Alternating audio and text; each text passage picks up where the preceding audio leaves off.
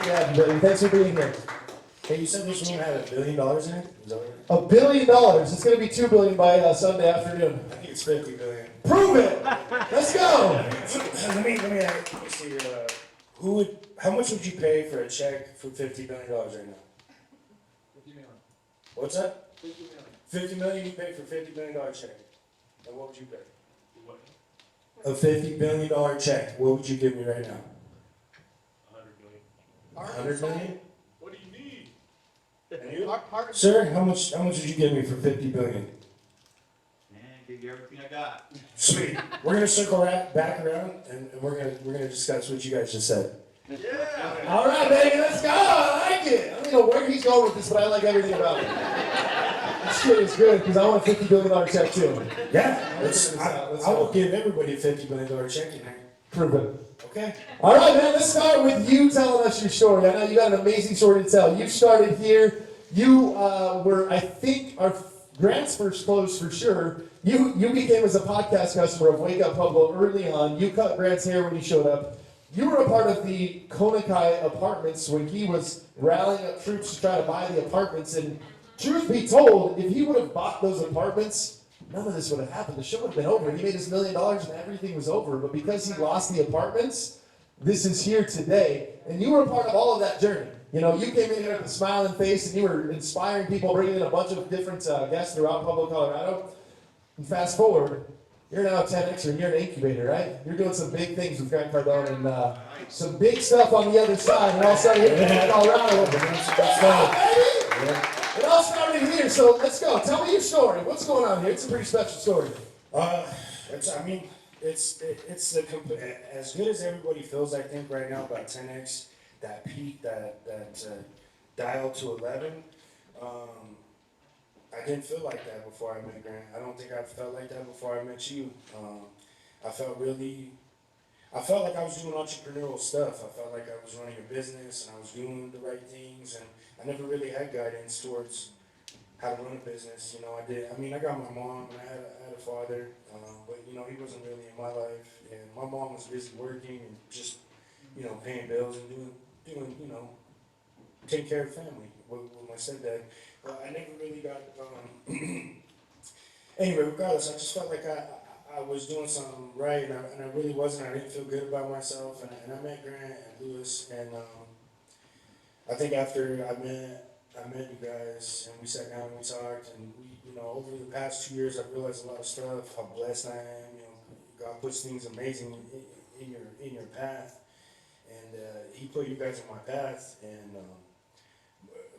my true entrepreneurial spirit was just freed by you guys and by Grant and by the 10X community, and just to have people so supportive, I think, behind anything you do, I think is a major thing, because I think when we get to that wall, whatever it may be in your life, I think the hardest thing is to either go, you know, over it, around it, through it, whatever it may be. Most of us just put a chair down and just call it cool and just kind of keep riding that wave all the way down that wall, and just, you know, that's what it is. And I feel like this 10X community is the community, and as well as Matt just seeing everything that you guys do, it shows you if you just keep going, like just do that next little thing, just go a little bit more, and it'll just like set you free, and it truly has. I mean, I'm doing all this stuff and I still got holes in my shoes, you know, and it's cool and it's fine, because one day it changes and it's fine. And this is what's going to keep me grounded. This is what's going to keep me from, you know, just doing the right thing. It's going to keep me doing the right things, is what I mean. Love it. Thanks, baby. Love that. Thank you. I mean, We're blessed to have you here. So, you know, me and Eric talk about you, and we talk about the king of the side hustle. You know, I think if for those of you that don't know my story 100%, I mean, I worked in the mattress business for 18 years.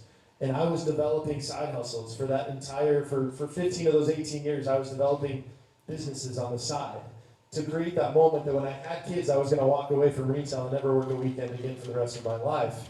And I did that. I did that through side hustling and grinding and working later than everybody and starting earlier than everybody And that's who you are. Like, you are the epitome. You started, if I'm not mistaken, when we started, you had one shop.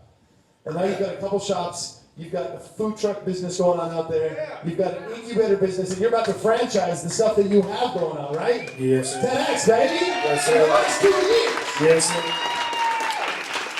In 2 years since this show, you have changed your life and everybody's lives around you. Tell me about that. How did that happen?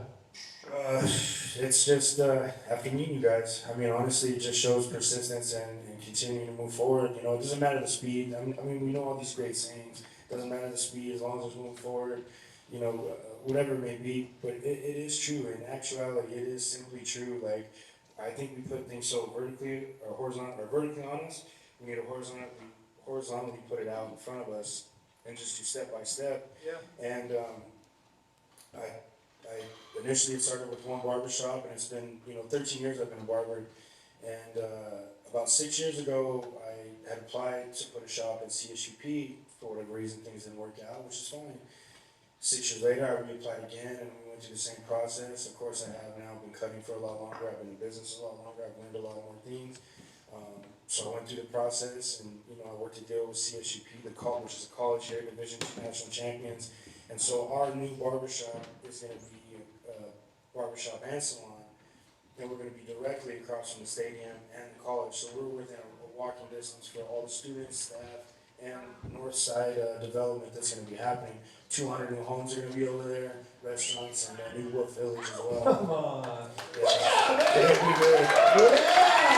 We're going to be neighborhood barber before the neighborhood gets there, so we're going to keep going. Our next step is CSU Fort Collins. Yes, I love everything about it. You guys getting paid before this week is over. He's got a space down the street. What's that? If anybody needs a haircut the next Oh, week. yeah, I actually got my stuff in the car. Oh! I just came from Fort Collins. It's a $50 billion haircut. That's how you get this. Hey. Oh, no, we're not ready for that yet. Okay. No. So, Grant told me that you were his best haircut he's ever had in his entire life. Was it that hard? I mean, you pulled me down a peg or two with that question. It was the best cut of his life. No, it wasn't a hard cut. No, well, he didn't do the baldy. What did you think of Lewis? He did that himself. Yeah, he cut himself, and then he wouldn't have to try to give up the ball and right, Lewis. He did just shave his head. What did you think of Lewis when you showed up in your chair that day? I knew something was going to change my life forever. That's for sure. It was amazing. He's amazing. He's inspirational for sure.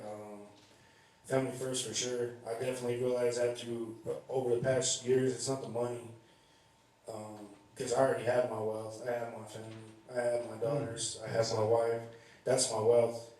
I don't need to chase wealth. What I am doing is getting the tools to take care of my wealth for future generations. That's what I'm doing. Yes, baby, I love it.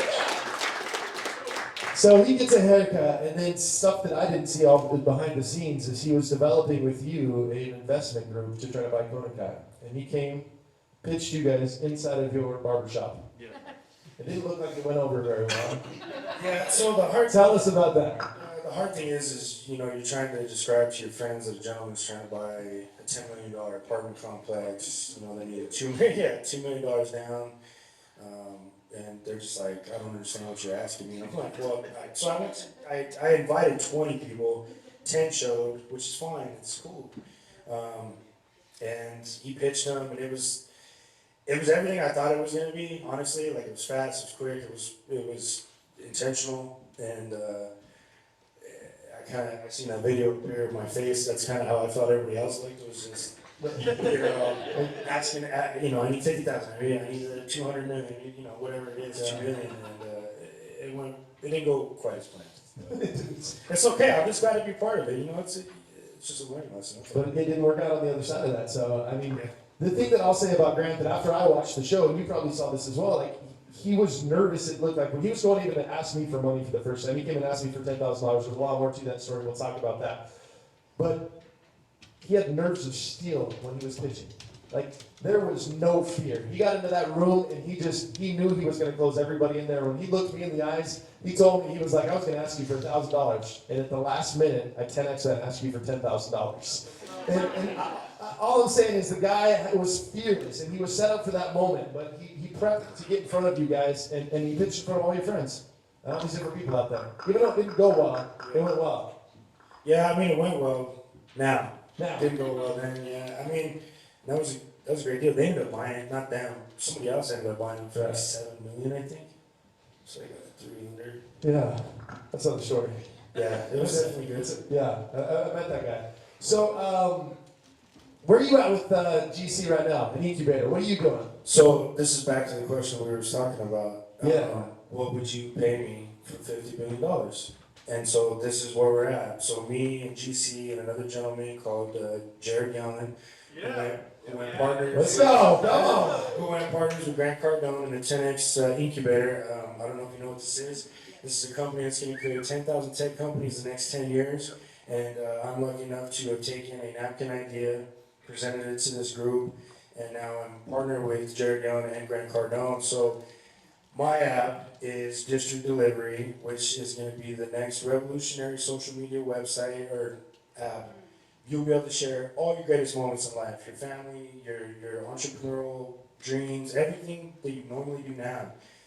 But ours is just a little bit different. So now when you post home cooked meals or you post meals from restaurants, the information will be tagged to that photo. So now you'll instantly be able to send it to your checkout all in the same app. So it's called pick to pickup. So if your wife makes a home cooked meal and I feel like I want to make the same spaghetti she made and she posts it, now I can just send that to my checkout and order all these ingredients from the cheapest, fastest, and best value place. That's what's up. Yeah. And so that's not it. That's not it. There's even more. But wait, That's more. Yeah. So now Are you pitching us right now? Yeah, me. Oh, thank you. All right, go for it. So in this app itself, you're able to be at any stadium. We're actually in talks now with a couple Division I colleges, and we're actually talking to the head coach of CSU, a couple other people, and so what we're going to do is implement it into the stadium, and then you'll be able to get your food delivered straight to your seat without ever having to miss a second of any game ever again. That's what's up. Exactly. So we are going to sell this for $50 billion. We're going to build it, scale it, sell it for $50 billion. A third of my portion is going to go to create the Eric J. Jerry Foundation, which is a cancer foundation where if you or a family member has had cancer, we're going to send you through any level of medical school you want to go to. We're going to pay for that. We're going to create more doctors, therapists, dentists, and then we're just going to create more people to keep donating back to this program. And that's what I want to sell this for, $50 billion, because that code can now be licensed to Instagram, Google, Facebook, and so you guys said you would pay $100 million, blah blah blah. I'm gonna need $500,000 for 10%. So out of everybody that said that, let's get together and let's just do $500,000. I don't need $100 million. I don't need any of that. And now you own 10% with Grant Cardone, and we're gonna take it to the moon. And this is gonna be in every stadium across the world. So that's where we're at.